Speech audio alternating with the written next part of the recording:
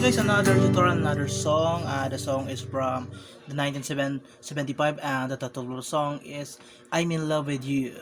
So this is our simple version how to play the song. Simple version, two parts for the chords, two parts, and then we have a string pattern. At ulit sa mga Filipino viewers, for my Filipino viewers, manipis sa string, hindi masakit sa kamay pang practice. Check yung mga link sa description ng video na ito.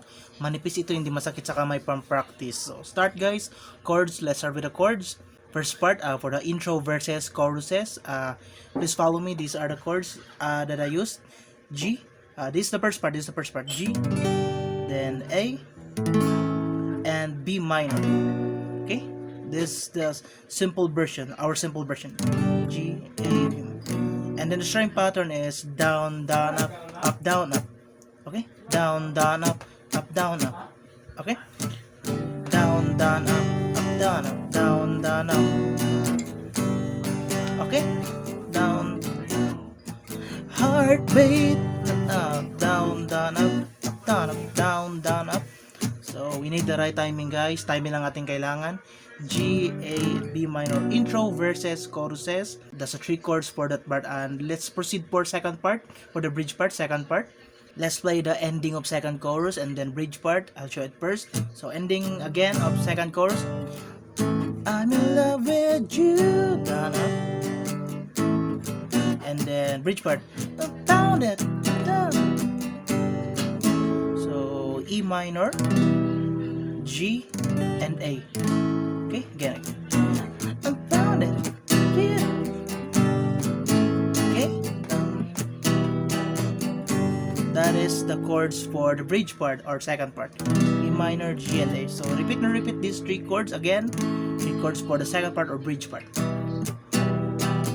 This is for the bridge part. Okay.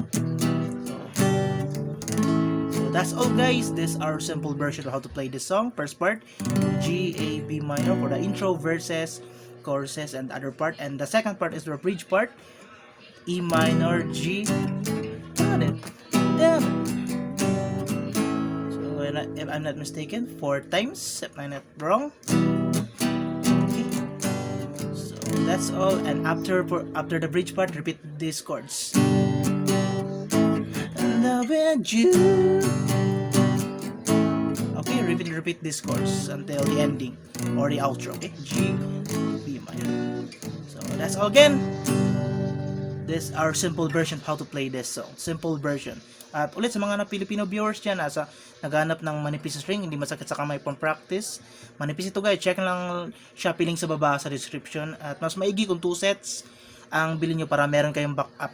Kasi after ng ilang months, ang unang napuputol ay first and second string. Sa napapansin ko, unang napuputol ng first or second string. So mas maigi kung 2 sets ang inyong bilhin para meron kayong backup. That's all guys. See you sa mga next na uploads. Bye. I'm in love with you.